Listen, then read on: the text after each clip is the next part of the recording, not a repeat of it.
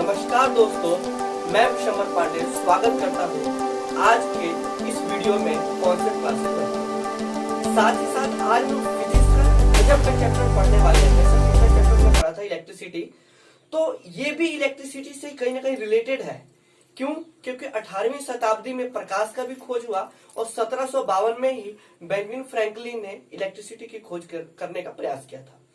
तो जब से सबसे जबरदस्त बात क्या है कि ये वो चीजें हैं जो हमें दिखाई नहीं देती, महसूस करना पड़ता है।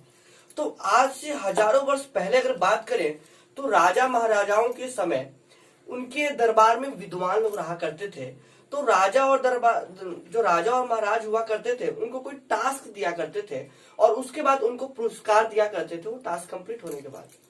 तो वैसे ही समय राजा ने उस अपने टाइम के विद्वानों से पूछा था कि प्रकाश के बारे में आपकी क्या राय है।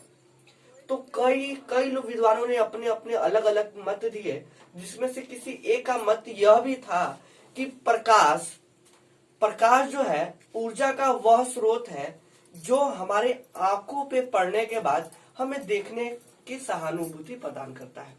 तो इस तरह का उन्होंने अपना अपना कॉन्सेप्ट दिया था। किसी ने तो ये कहा कि प्रकाश को हम लोग देख ही नहीं सकते, प्रकाश को हम लोग माप ही नहीं सकते, ये प्रकाश एक अदृश्य माध्यम है। काफी विद्वान थे और उस समय की तकनीकी इतनी इंप्रूवमेंट नहीं हुई थी कि वो कुछ क्रियाकलाप करके इस चीज को प्रूफ कर पाए। तो जैसे से टाइम बीता, तो टाइम बीतने के बाद अगर हम बात करें तो एक हमारे साइंटिस्ट थे गैलीलियो गैलीली, है ना। उन्होंने सर्वप्रथम प्रकाश के बारे में अपनी मत जो है ना जारी किया था। करीबन ये 1800 शताब्दी की बात है। लेकिन कुछ तथ्य उनके साबित हुए, कुछ तथ्य उनके साबित नहीं हो पाए। फिर उसके बाद माइकल फैराडे आए। माइकल फैराडे ने बताया कि प्रकाश जो है ना विद्युत चुंबकीय तरंग है, लेकिन वो भी प्रूफ नहीं कर पाए। तो फिर मार्लो मिंटो का एक क्रियाकलाप हुआ। उन्होंने माइकल मिंटो ने इस क्रियाकलाप करने के पश्चात इस थ्योरी को पूरा विस्तार पूर्वक समझाया और क्लियर डिफाइन भी किया। तो आज हम लोग चलते हैं अपने बात पर, अपने इस वीडियो पर कि कैसे हम लोग प्रकाश को डिफाइन कर सकते हैं। और प्रकाश हमारे लाइफ के लिए एक इंपॉर्टेंट पॉइंट भी है जो कि हमें आगे तक भी पढ़ना है ना। तो प्रकाश ऊर्जा का वह रूप है जिसकी सहायता से हम देख सकते हैं संसार को। तो वही बात है कि संसार में कोई भी चीज अगर हमें देखनी है तो हमें किसकी सहायता लेनी पड़ेगी? प्रकाश की। अगर प्रकाश नहीं है तो हम किसी चीज को देख नहीं पाएंगे। यहां तक बात आप लोगों को समझ में आई।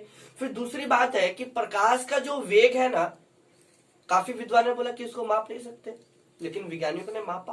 क्योंकि दिन प्रतिदिन हमारे जो साइंस है काफी स्ट्रांग होते गए, काफी यंत्र निकले। तो उन्होंने प्रकाश को मापा और बताया कि प्रकाश की जो चाल है ना 3 गुने 10 का घात 8 मीटर पर सेकंड है।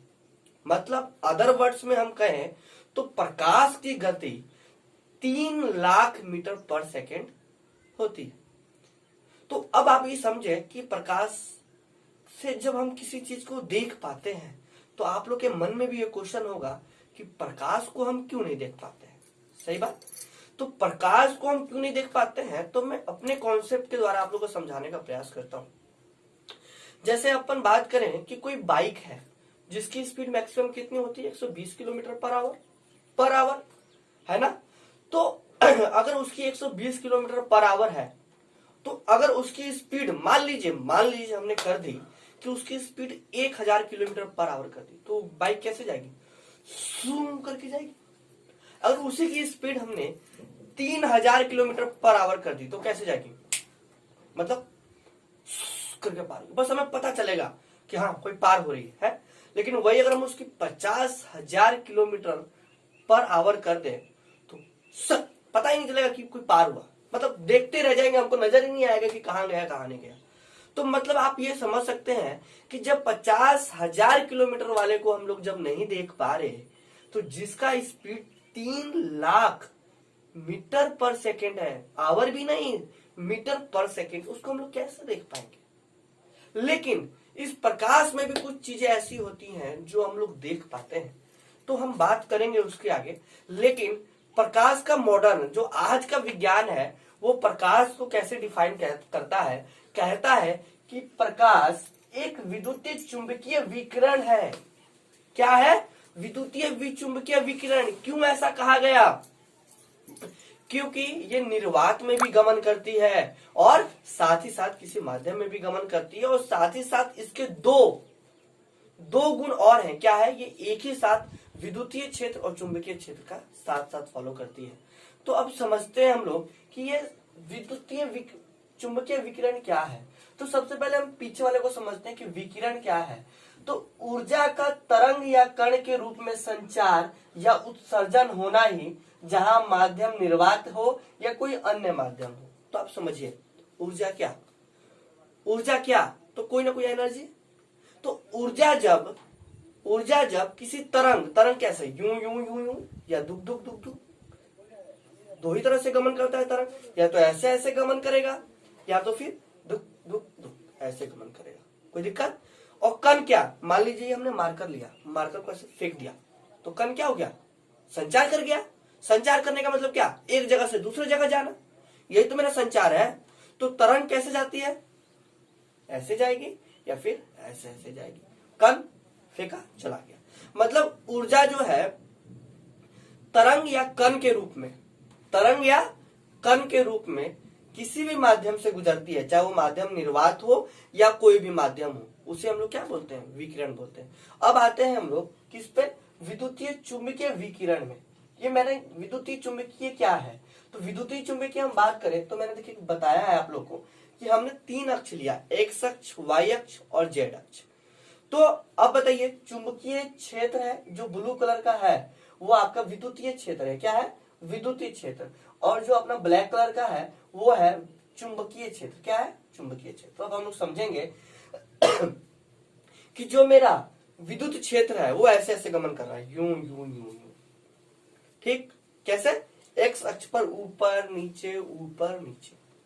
और जो अपना चुंबकीय क्षेत्र है ना, चुंबकीय क्षेत्र है वो कैसे गमन कर रहा है? तो ध्यान दीजिएगा, विद्युतीय क्षेत्र ऊपर नीचे ऐसे ऐसे, लेकिन जो चुंबकीय क्षेत्र है वो इस तरफ से मुड़ के पार हो रहा है। मतलब 90 डिग्री एंगल में उसको काटते हुए पार हो रहा है। समझ रहे बात को?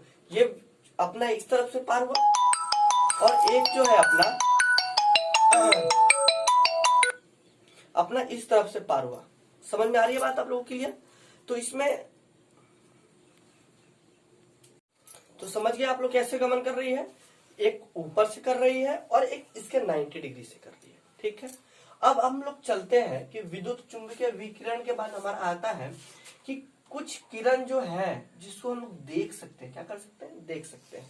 तो ये प्रकाश में कुछ तरंग होती है, तो उस तरंग कैसे चलती है? ऐसे ऐसे ऐसे। तो जो तरंग की डिफरेंस आती है, तरंग की जो लंबाइयों में डिफरेंस आती है, उनके कारण हम तरंग कलर को देख पाते हैं। तो कैसे देखा जाएगा? अगर ये देखेंगे हम कि ये तरंग ऐसे ऐसे गमन कर रहा है ना, गमन कर रहा है, तो आप देखेंगे इसकी लंबाई, इसकी लंबाई, इसकी लंबाई, इसकी लंबाई, इसकी लंबाई में डिफरेंट आ रहा है ना। तो ये मतलब जितना डिफरेंट होगा उस किरण का जो प्रॉपर्टीज है वो क्या होगा? चेंज होते जाएगा। ये हमें एकदम याद रखना है। क्यों? काफी एग्जाम में इंपॉर्टेंट है ये। जैसे जैसे तरंगदैर्घ्य की कैपेबिलिटी घटती जाएगी, बढ़ती जाएगी, उसके गुण जो है बदलते जाएंगे। अब हम लोग इसमें भी पढ़ेंगे कि जो तरंगदैर्घ्य है उनकी लंबाई, अगर हम बात करें गामा रेज, जैसे परावैंगनिक किरणें के बारे में आपने सुना होगा, तो जो नीली वाली किरण है ना, नीली वाली किरण से अगर हम इधर आए ना, दृश्य प्रकाश के बगल में जस्ट हम आए, तो इधर जो किरणें आती है ना वो परावैंगनिक किरणें होती है और अवृत्त किरणें होती हैं।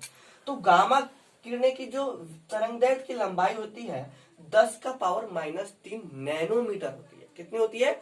नैनोमीटर। मतलब 10⁹ से भी अगर हम डिवाइड कर देना तो उससे मतलब सोच सकते हैं आप कितनी लंबाई इसकी छोटी हो गया है। अब आगे हम लोग चले तो जैसे हम लोग बढ़ते हैं माइक्रोवेव्स में, क्या बढ़ते हैं? माइक्रोवेव्स में इसकी लंबाई होती है 10⁶ नैनोमीटर। वही, हाँ आप लोग समझ रहे हैं, ओवन है ना, उसी का एग्जाम्पल क्या है? माइक्रोवेव्स। लेकिन जैसे ही हम बढ़ते हैं 10⁻³ मीटर में, किसमें? 10⁻³ 3 मीटर में, याद रखिए तरंग दैर्ध्य को हम लोग वेवलेंथ भी बोलते हैं। और ये जो साइन है ना लेमडा है, क्या है लेमडा, मतलब लेमडा की जो लंबाई है अगर 10 का पावर 3 मीटर है तो वो रेडियो वेव्स में आ जाती है। किस में आ जाती है? रेडियो वेव्स में। तो अब समझने वाला बात ये है कि ये दृश्य प्रकाश है ना, वो उस दृश्य प्रकाश को मैं समझाने का प्रयास करता हूं कि 10